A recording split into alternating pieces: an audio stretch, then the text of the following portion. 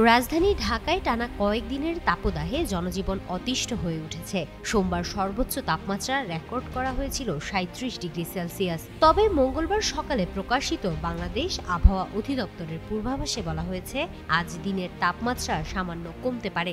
এতে গতকালের তুলনায় গরমের অনুভূতি কিছুটা হালকা হওয়ার সম্ভাবনা রয়েছে। পূর্বাভাসে আরও জানানো হয়, ঢাকা ও আশপাশের আকাশ আংশিক মেঘলা থেকে অস্থায়ীভাবে মেঘলা থাকতে পারে এবং হালকা বৃষ্টিও হতে পারে।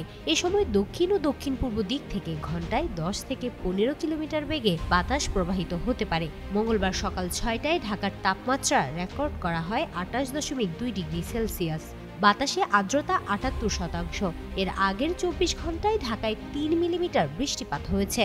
অন্যদিকে সোমবার আবহাওয়া অধিদপ্তর থেকে প্রকাশিত সারা দেশের সম্ভাব্য পূর্বাভাসে জানানো হয়েছে, মঙ্গলবার সকাল 9টা থেকে পরবর্তী 24 ঘন্টায় খুলনা, বরিশাল, চট্টগ্রাম ও সিলেট বিভাগের অনেক জায়গায় এবং